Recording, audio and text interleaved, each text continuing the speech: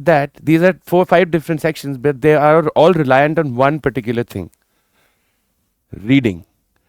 If you see the sections, if you see the exam for that matter, you will see all the sections are heavily based on reading.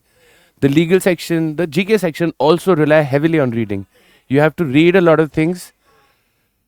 You have to read a lot of things and then answer questions based on these things, right? You have to go through passages and then answer questions. So today we'll discuss basic ideas as to how to improve your reading speed, right? Because reading is a skill. Now, what is a skill? Skill is something that you can acquire through practice. And what is one thing important about a skill? You can always improve upon your skill by practice.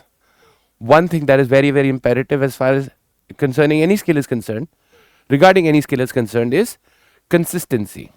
So, two things here, okay? First, you have to keep practicing. Second, you have to be consistent. Let me give you a small example, okay? Say I need to learn to play badminton. I learn to play badminton, then I have to improve my game. How do I improve it? Definitely by constantly playing badminton. Having said that, if I give up badminton for say about 2 months, will I be at the same level? No. I will have come down from the same level. How do I need to stay at the same level or keep improving?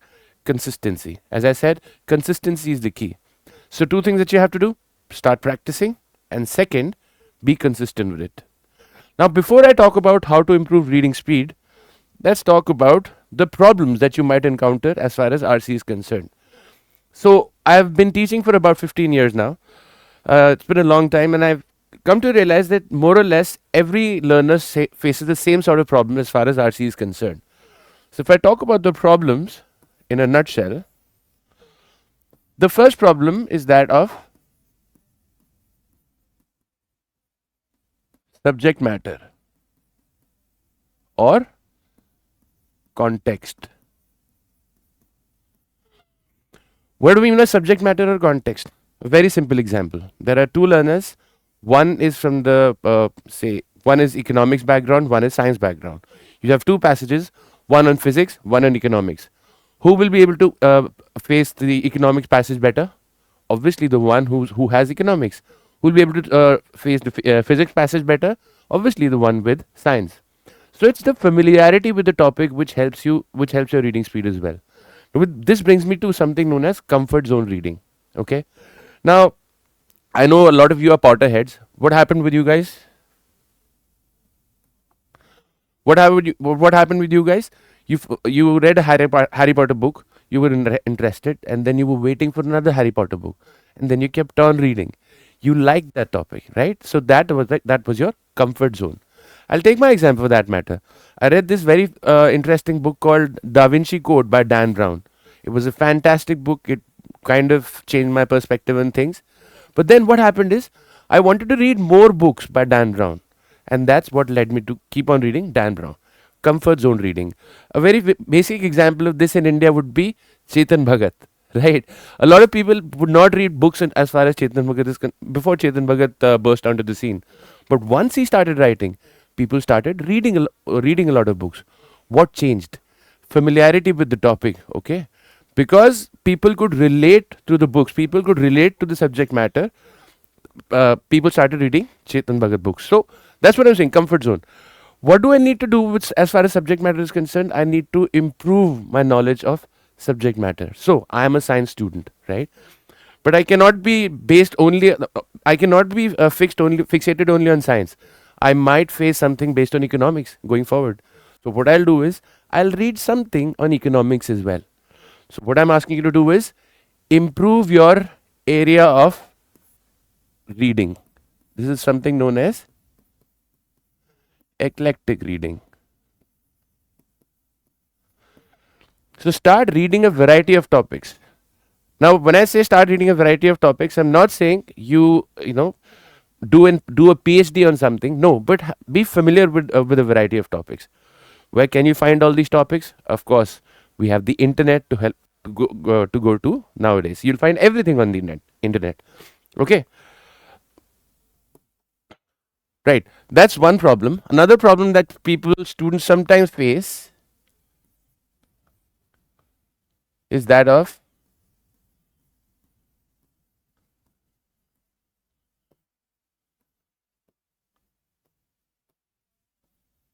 vocabulary and grammar.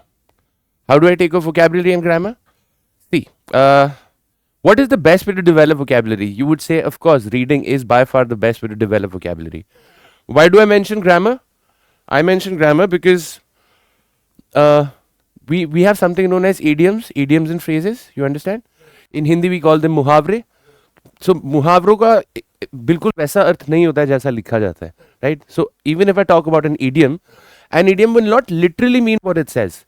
So you have to be familiar with the language to know the idiom. Idioms fall under grammar. So the more you read, the better you develop your vocabulary, the better you develop your grammar. Right. So reading will help you develop grammar as well. How will it help you develop grammar, you say? Let me ask you a question, okay? I might teach you a lot of rules as far as grammar is concerned. But eventually, what do you do in the examination? You take a look at the question and you go like, ये ठीक लग रहा है ना? ऐसे answer करते हो. So you go by your instinct. You generally tend to answer things which may naturally come to you. So if you're reading the correct grammar, natural grammar will automatically come to you. These are the two problems that we majorly face. And the third one is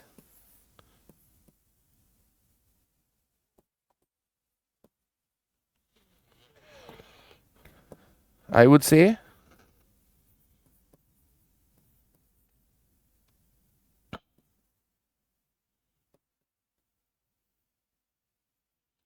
length of the passage. The moment we see a lengthy passage, we feel like, अरे यार ये तो बहुत लंबा passage है, ये तो बहुत लंबा पैसेज है. How do I tackle it? And we are already put off by the length of the passage. Now, I was giving an example of author's writing. Okay, everybody has their unique style of writing. So consider this: there is an author.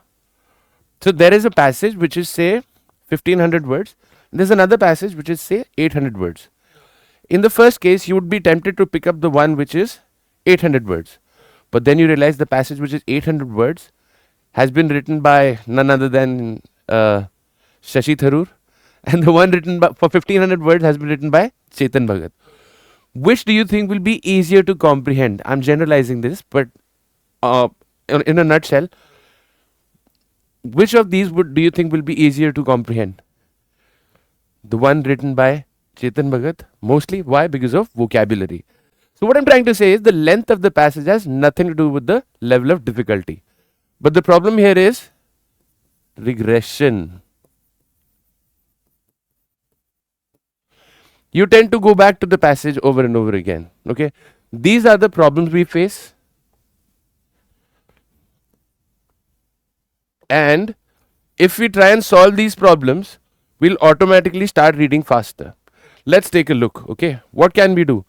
I've already discussed with you comfort zone, speed and sense of urgency. So when we're reading a topic of our choice, for example, it's the speed at which people read if they are in no hurry,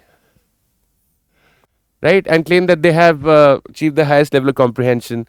It goes on to say if you read Animal Farm in a month, the question is, would reading at a low speed ensure reading success in the reading comprehension section? The answer is a definite no. What matters is a combination of comprehension and speed, right? Have you noticed that while reading a topic of our interest, we cruise smoothly through the given text and are also able to understand the gist of the passage? That's what I told you. This is the ideal situation that we can create for reading. However, the challenge is whether we can break out of the comfort zone speed in which we have nested ourselves for years. That's one challenge. Okay. Regression is what I was talking to you about. The tendency to go back to the parts of the passage. This is generally the case when the topic is not of your interest or when the passage is extremely lengthy. This is known as regression. Regression unnecessarily slows you down and also affects your comprehension as a result of frequent jumps in your understanding while reading. You need to be aware of the reasons for regression. Reasons are poor vocabulary, poor concentration, low retention. And that is because we are not used to reading nowadays. I would have to say reading is now becoming a lost art. Why? Because everything is available readily on the internet. So rather than trying to read something, we go like, "Hey Siri, tell me this," or nowadays you have Chat GPT to ask the AI anything, and they give you the right answer. But reading as a skill, that's why it's a lost art. Because people are not reading a lot, these are the problems they're facing. The best ways to overcome regression are to develop good reading habits and build a vast arsenal of words. You must pause after every text and recollect all the information to remember and focus on the key points. You may at times want to go back to the text and check on the points and understand correctly. Right? This is okay, but as long as it does not become a habit. Vocalization and sub-vocalization is a very common problem. Okay. So tell me something. What will take more time? Will I take more time in saying reading comprehension, or will I take more time in reading comprehension? Obviously, I would take more time in saying reading comprehension, because till the time I haven't finished saying reading, I can't start saying comprehension, right? So that's what happens. Vocalization is when you read out loud, and sub vocalization is when you are not reading out loud, but you go like, but you're still reading. And oftentimes it has been told कि बोल के पढ़ो, ज़्यादा समझ में आएगा, याद रहेगा. Okay, maybe that is partially true, but it is definitely stopping you, cutting down on your speed. Why?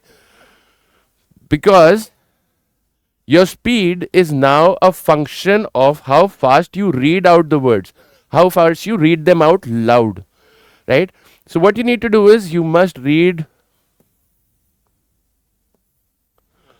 with your eyes and let the brain do the processing of information instead of reading the text aloud. It is important to grasp the ideas and not focus on each and every word. That's what you need to focus on, okay? Another thing that you could do is speeding, underlining hand motion. You can go through this text later on. But when I say underlining hand motion, I'm basically saying you read like this. You know, CLAT is a paper pen based examination. So you can always use a pointer technique. You can use the underlining hand motion so that you are, you know exactly what you're reading. And you can actually manage your speed with your hand motion. Hand motions are helpful in improving both speed and comprehension. They avert reading distractions as regression. Has it not happened to you that you read one line and then you reading it again, you realize, oh, I just read this line? Yeah. That's a problem you might encounter. So underlining hand motion helps you do that. Once you're taking care of the underlining hand motion, there's another hand motion that you can use, the vertical hand motion. So now what I'm trying to do is reading like this, right? Keep your hands on both sides of the page. Like this is the sentence I'm reading, so I go like this. Once you start reading faster, you can use the vertical hand motion. This will definitely help you improve your reading speed. Apart from that, anticipation of reading, guys, what happens is when you are reading something, judging by the tone, judging by what the author is trying to say, you can make an idea of what the author is going to say next, right? So anticipation is also very helpful. This is an important part of active reading.